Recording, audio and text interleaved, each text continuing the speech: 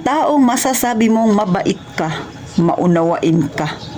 Ikaw yung madaling lapitan, yung madali kang mahabag sa mga beshi mo na lumalapit sa'yo.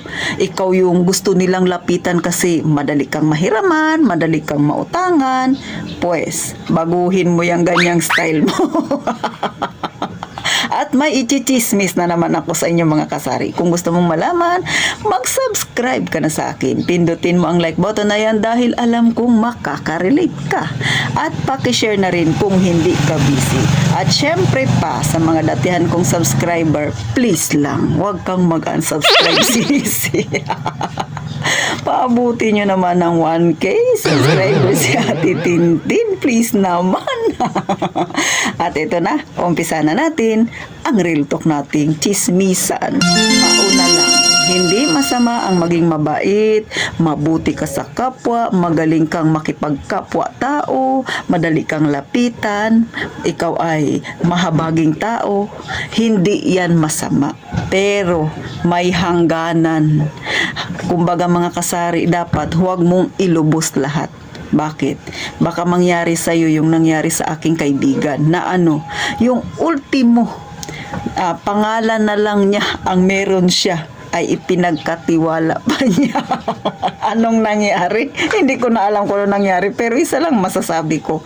Siya ang nagkaroon ng utang at siya ang hinahabol ngayon ng home credit. O bakit? Alam niyo mga kasari, eto. Nung ako ay gwardiya pa, tawagin na lang natin yung kaibigan kong Nena, mga kasari. So, hindi ko lang alam kung nasa SM pa siya ngayon. So, gwardiya ako doon, sabi niya, tuliro siya. Sabi niya, Ate Tin, sabi niya, ang sakit-sakit na ng ulo ko. Yung aking sinasahod ngayon ay halos tama lang pambayad sa home credit. Sabi ko, bakit? Utang-utang ka, hindi mo naman pala kayang bayaran. Sabi niya, hindi naman ako nangutang, te. Ipinagamit ko lang yung pangalan ko doon sa kapatid ng boyfriend ko. Sabi ko, ba't nagtiwala ka? Identity mo yun. Sabi niya, ganito kasi yun, te. So, yun na. Sabi ni Nena, syempre si Nena ay may boyfriend at yung boyfriend niya ay may kapatid. So, namasyal sila sa SM. Ngayon, sabi nung kapatid ay gusto niya raw kumuha ng cellphone. May pera naman na pang down. Kaya lang, wala daw siyang valid ID. Sabi niya, wala siyang valid ID. So, ito na. O, kinausap ni boyfriend, si Nena. Sabi, Nena, baka pwedeng ipagamit mo na lang yung pangalan mo. O, diba? So, dahil nga nahiya si Nena, dahil kapatid yun ng boyfriend niya, ay di umokay siya. Dahil okay naman ang samahan nila nung kapatid ng boyfriend niya. Ito na. Unang buwan, pangalawang buwan na paghuhulog ay naghuhulog pa itong kapatid ni Nena na gamit ang pangalan niya. Siyempre si home credit, walang alam yan sa transaksyon nila. Sila lang nag-usap. Basta kay home credit, kung sino yung nagbigay ng pangalan, kanino yung ID ay, kung kanino nakapangalan yung ID na ibinigay sa kanila, ayun ang hahabulin nila. So eto na. Pangatlong buwan, pang-apat, so on and so forth. Hindi na nagbayad.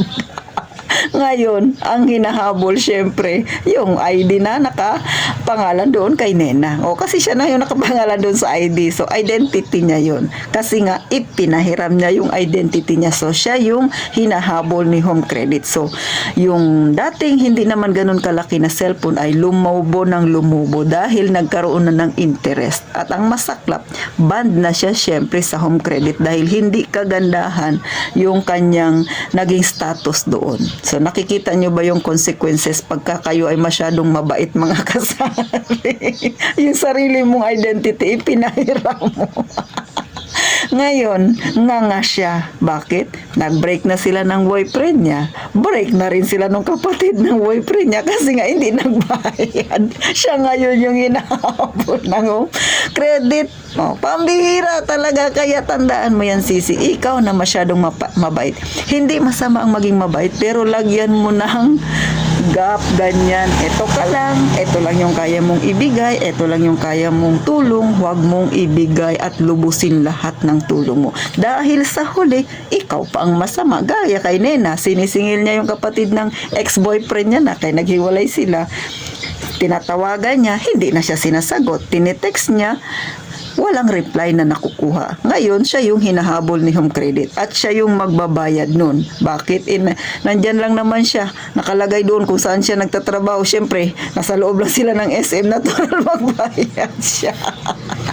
Kaya kung ayaw mong danasin yung ganyang sitwasyon, huwag kang masyadong bait-baitan, sisi. Gaya na sabi ko, hindi masamang maging mabait. Pero, dapat mga kasari ay huwag mong ilubos. O, ito pa mga kasari. Ikaw na may tindahan, naranasan mo na ba na hiramin yung iyong permit? May lalapit sa'yo, hihiramin yung permit kasi mangungutang, gagawing collateral yung iyong permit o yung iyong yan, katulad na nakikita natin, di ba? Kasi syempre pag may permit ka, ay legal ka. So makikita yan doon, ikaw ay may tindahan, papayag ka ba? Ikaw na nanonood sa akin, hahayaan mo ba na ipahiram mo yung permit mo kung kani-kanino dahil lang gagawing collateral? Ang mangyayari niyan, ikaw yung may utang. Kahit gaano pa kabait yung nanghihiram sa'yo, kahit sabihin pa nating magaling yan magbayad, tandaan, hindi sa lahat ng pagkakataon. At tandaan rin, ang pagsisisi, hindi yan laging nauuna, lagi yang nasa huli. Baka sa huli ka magsisi. Baka magkautang ka nang hindi mo nalalaman, mga kasari. So kay mother nangyari na yan, nanghiram sa kanya ng titulo kasi nga nagka-problema sila sa ospital. Yun ha, ospital yun ha. So gagawing collateral yung titulo ni mother. Hindi pumayag si mother kasi sabi niya yan lang yung tanging yaman na meron ako.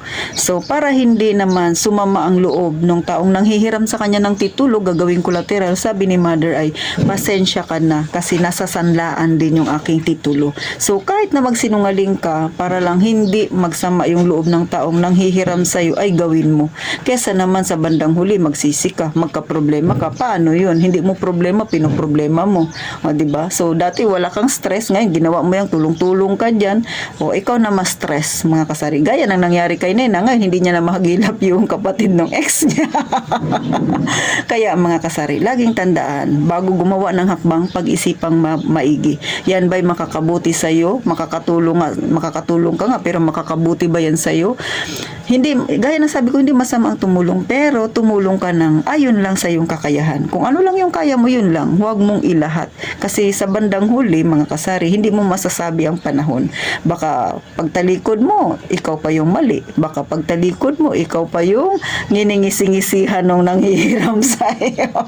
Pero hindi ko naman sinasabing ganun yung ugali, mga kasari. Yan ay based on my experience. So hanggang dito na lang si Ate Tintin. Sana yung iba dyan, mga kasari, na sobrang bait ay bawas-bawasan ninyo para hindi ka magsisi sa huli.